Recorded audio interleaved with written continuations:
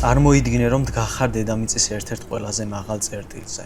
თქვენს წინ არის უსასრულო თოვლი. ჰაერი სუფთაა, მაგრამ რაღაც უცნაური ხდება. თქვენ შედარებით უფრო სწრაფად იღლებით და ყოველი ნაბიჯის გადადგმა უფრო რთული ხდება. ხელები კი აღარ გემორჩილებათ ისე როგორც აქამდე.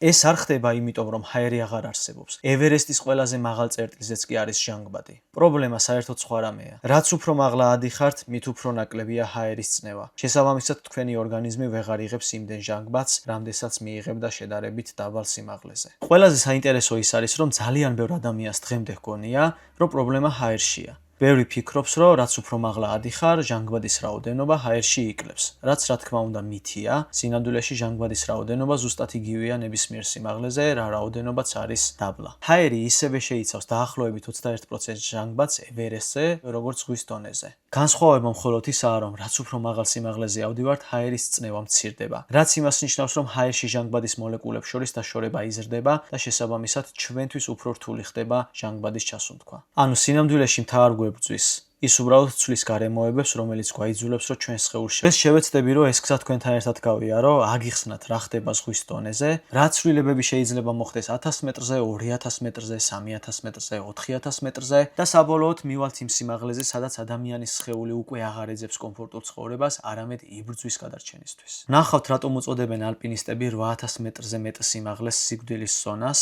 და ასევე გავიგებთ, რატომ კარგავენ ადამიანები ასეთ სიმაღლეზე გადაწყვეტილების მიღების უნარს. ჩვენ ვისაუბრებთ ისეთ სიმაღლეებზე, სადაც ადამიანი თითქოს არ უნდა არსებობდეს. 1000 მეტრი, ცვლილებების დასაწყისი.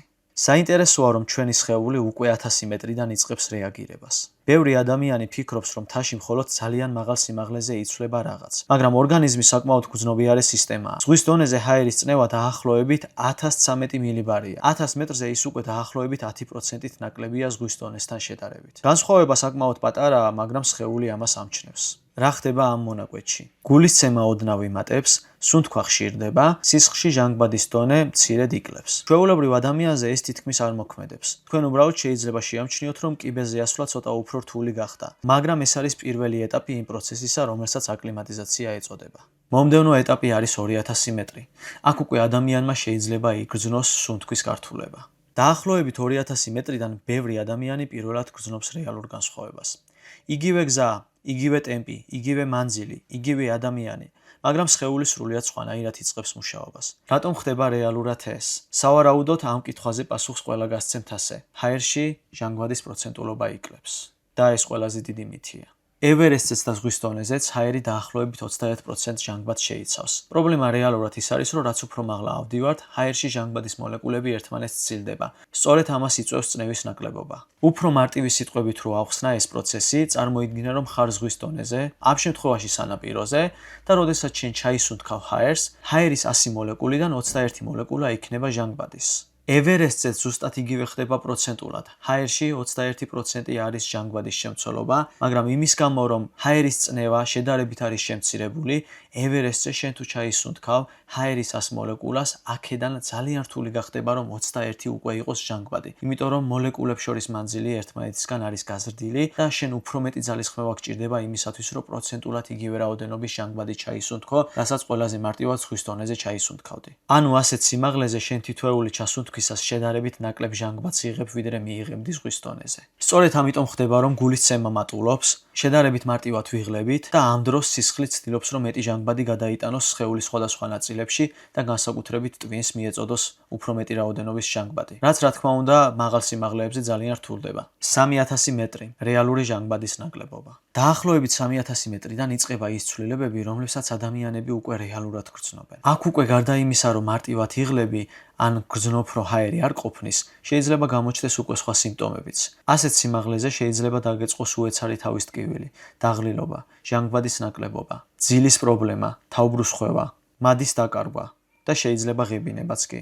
ამის მიზეზი არის ჰიპოქსია. ეს არის მდგომარეობა, როდესაც ჩვენი სხეული ვერ იღებს საკმარისი რაოდენობის ჟანგბადს.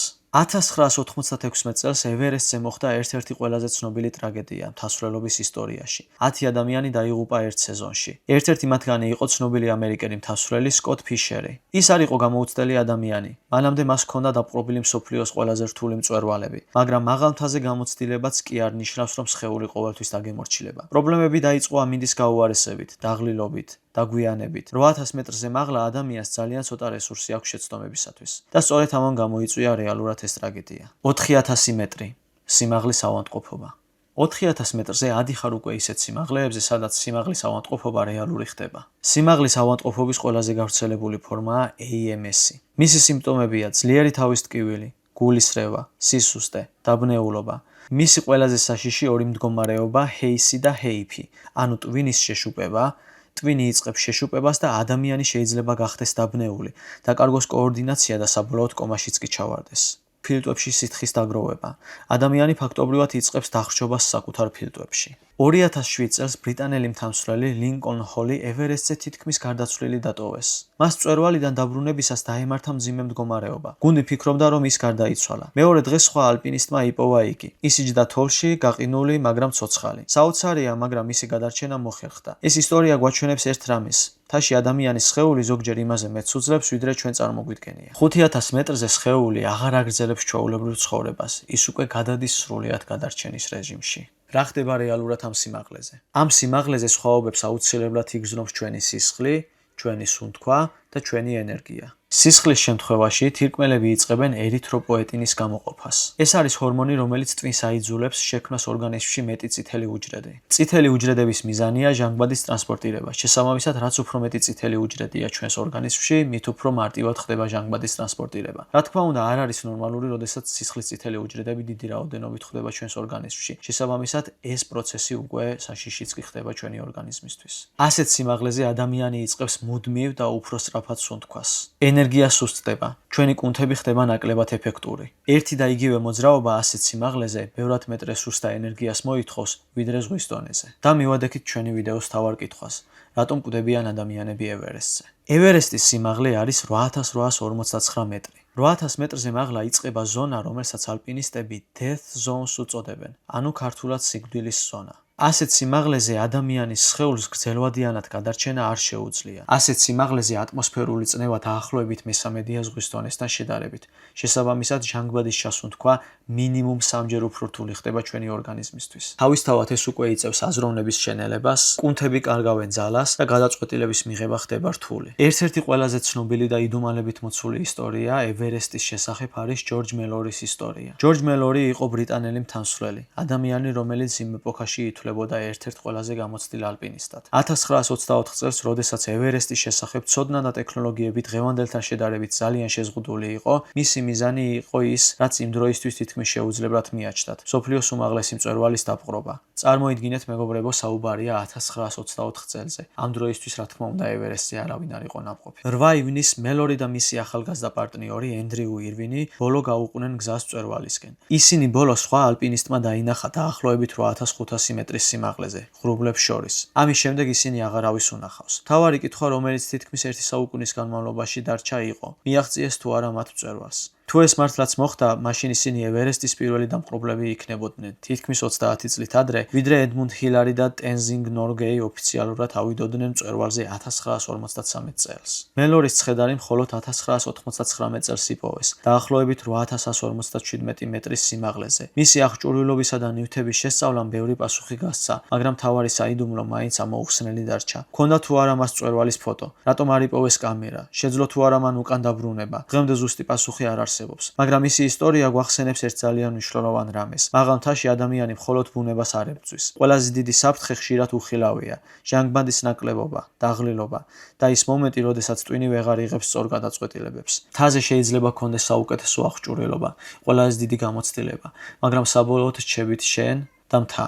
ანუ მთლიანად შენ სხეულზეა დამოკიდებული, რამდენად შორს შეძლებს წასვლას. როგორ ეგუებიან ასეთ სიმაღლეებს პროფესიონალი ალპინისტები და საერთოდ როგორ ახერხებენ ისინი ასეთ სიმაღლეების დალაშქვრას? პასუხი, რა თქმა უნდა, არის დრო. გამოცდილი ალპინისტები არ ადიან პირდაპირ მწვერვალზე. ისინი გადიან პროცესს, რომელსაც ეწოდება ეტაპობრივი ასვლა. მიდიან მაღლა, შემდეგ ბრუნდებიან დაბლა.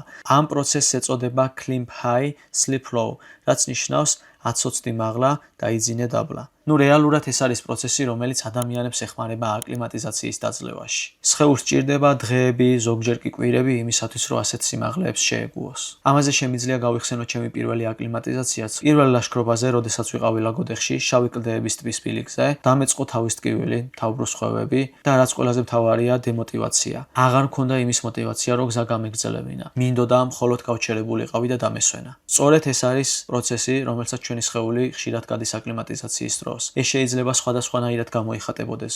ზოგიერთ ადამიანში თავის ტკივილით, ზოგიერთ ადამიანში უბრალოდ სუნთქვის გართულებით, ზოგიერთ ადამიანს უჭირს გადაწყვეტილებების მიღება, დემოტივაცია, მადის დაქვეითება და რაც უფრო მაღლა ადიხარ, უფრო რთული ხდება ამ გადაწყვეტილებების მიღება. წარმოიდგინეთ, როგორი რთულია აკლიმატიზაცია და ზოგადად კლიმატური პირობები 8000 მეტრზე. ამის შემდეგ სხვადასხვა ლაშქრობებზე, ასევე ვიყავი ჭაუხის უღელტეხილზე 3344-ზე, რომელიც ჯერჯერობით ჩემთვის ყველაზე მაღალი წერტილია, სადაც ყოფილვარ. არ მქონია არანაირი აკლიმატიზაცია, სავარაუდოდ იმიტომ, რომ ჩემს სხეულმა ერთხელ უკვე კარგად დაძლია ეს პროცესი და შედარებით მარტივად უმკლავდება ამ ეტაპზე. მაგრამ რა თქმა უნდა, შეიძლება შეიცვალოს კლიმატური პირობები სხვადასხვა ლაშქრობებში და მოხვდა ისეთ ადგილებზე, სადაც ახლიდან მქონდეს უფრო რთულად ან უფრო მარტივად აკლიმატიზაციის პროცესი. ისე რომ ერთხელ გავლილი აკლიმატიზაცია, რა თქმა უნდა, არ ნიშნავს, რომ მეტჯერ ამის გავლა აღარ დაგჭირდება. იმისათვის, რომ რეალურად ადამიანმა შეძლოს აკლიმატიზაციის დაძლევა და ასეთ სიმაღლეების მიღწევა, აუცილებელია ფიზიკური მომზადება. ვარჯიში, სწორი კვება, გამოცდილების დაგროვება, ამინდის კონტროლი და მრავალი სხვა ფაქტორი მოქმედებს იმაზე, რომ ჩვენ მაღალ სიმაღლეებზე წარმატებულად ავიდეთ. საბოლოოდ ყველაზე საინტერესო ის არის, რომ ადამიანის სხეული ასეთი სიმაღლეებისთვის რეალურად არ არის შექმნილი, მაგრამ ჩვენი სხეული საოცრად ადაპტირებადი მანქანაა.